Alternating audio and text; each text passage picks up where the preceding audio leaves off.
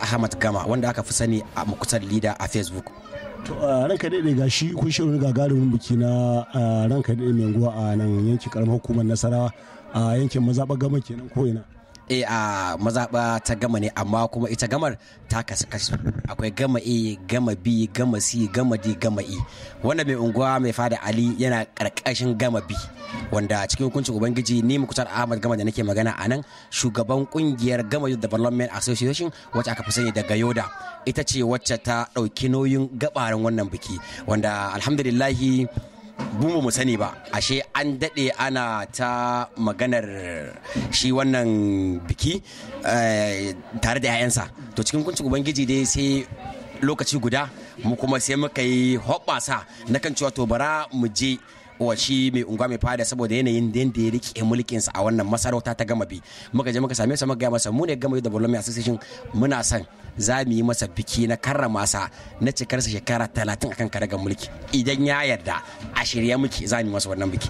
Wallahi daga lokacin da muka gaya masa har kuka yi saboda jin daɗin abin da muka zo masa da shi. To cikin kuncin ubangiji kuma har abu muka zo muka fara yin shi tun wata ɗaya baya aka zo kuma alhamdulillah gashi abu ya kawo mu har an yi wannan biki tun daga ranar Alhamis muka fara wannan biki har zuwa rana ta yau muna cikin wannan biki. To wannan ya kaga shi rikon da yawa al'umma a wannan yankin sa. Ai kamar yadda na gaya maka ne a baya, mu din ba 'yan gida bane, sarauta ce ta kawo sarautar da yake yi yadda ya rike al'ummarsa shine umul aba'isin mu Gama Youth din muka zo muka ga yadda cancantarsa mai masa wannan. Ka san da a ce babu wani abu alaka tsakanin ita karan kanta al'umma da masarautar, to babu wani wanda zai zo ce zai masa wannan biki. Alakar mu ce da shi da kyautata mana da yake yi da kuma shiga al'amurorin mu da yake shine umul aba'isin da ya sa muka ga cancantar mu zo mu masa wannan biki. To godiya muke. To ni ma na gode kwarai da gaske. Sunana Muktar Ahmad Gama wanda aka fi sani da Muktar Leader a social media na Facebook, kuma shugaban wannan kungiya ta Gama Youth Development Association Gayoda wacce ta dauki da yin wannan biki na mai unguwa mai fada Ali Gama bi. Godiya. Ni ma na gode kwarai da gaske. Ga ubangiji ya nemi addu'a hannuna Allah masa rasuwa. Daidai akwai abu na ɓacin rai, to mun kowanne mai rai mamaci ne. Saboda haka wannan shine abu na biyu. kuma shine a wannan rana da aka girmama ni na tsawon shekara 30 ina kan karagar mulkin mai unguwa, wanda na gaji mahaifina Alhaji Ali Yakubu, wanda shi ake kira mai unguwa Ali mai malafa. To malafar ba wai irin malafa ta zamani ba, yawa malafa irin ta dinki mai ta kaba ina. Na'am, ta kaba ko na'am. Ta cikin gida ma da na sa an ɗauko mata kun ganta. Na'am. Ita ma tana nan a hannuna. Na'am. Sauraka a wannan ma mai lafa alimin malafa nan ake masa inkiya har lokacin da ya je aikin haji a 1977. To na san yanzu abin da ita masarautar Kano da gwamnatin tarayya da ta jihohi ta sa gaba shine haɗa kan al'umma, zaman lafiya, yaƙi da shan miyagun ƙwayoyi. Masu unguwanni su ne ɗaya wajen taka rawa wajen samar da irin waɗannan. Ranka da me ake kokari wajen bunƙasa irin waɗannan abubuwa? To alhamdulillah, na farko dai addu'a, domin Allah ya shirya da 'ya'yanmu.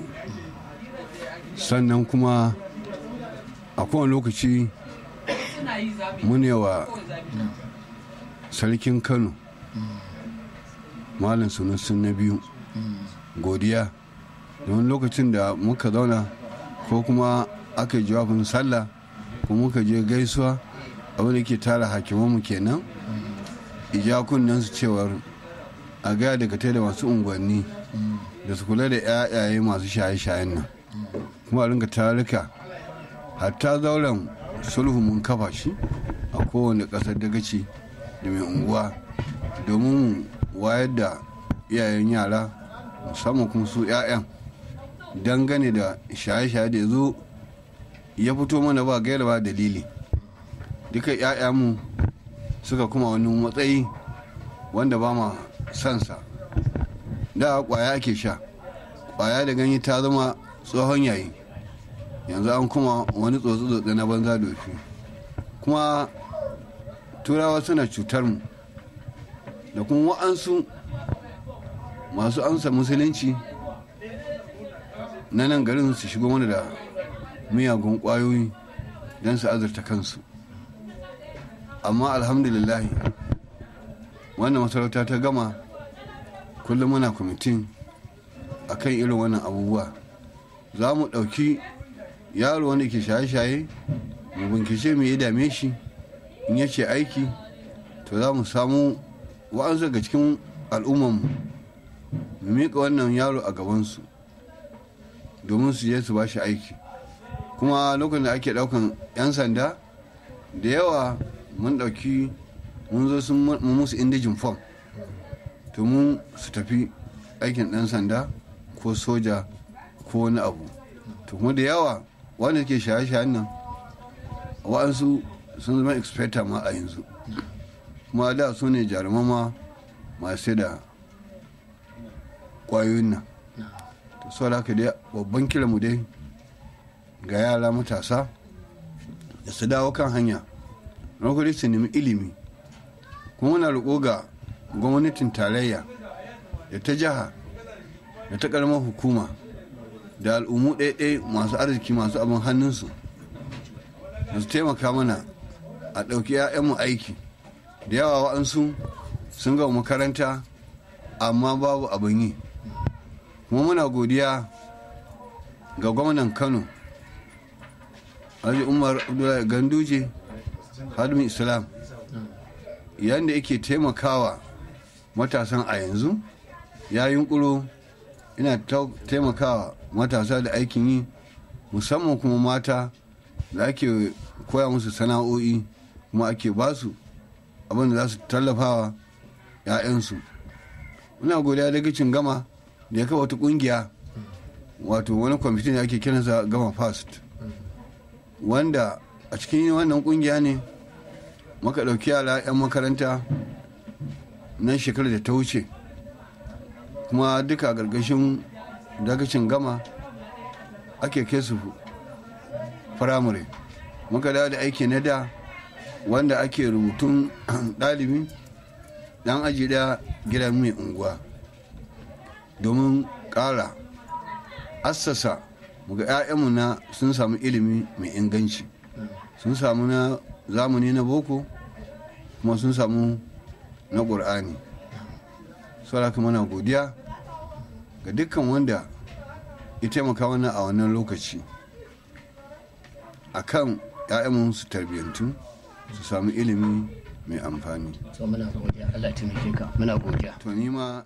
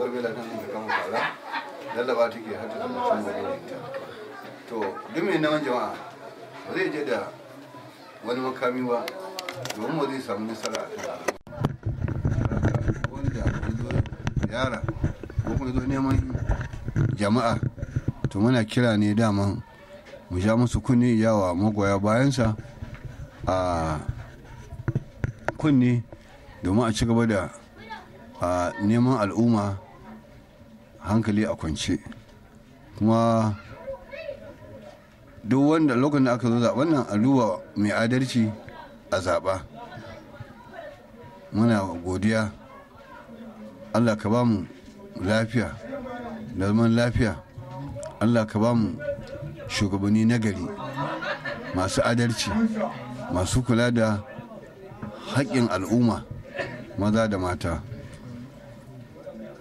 Allah ka ba mu lafiya da zaman lafiya ni ma na gode ƙwarar gaske amin ya Allah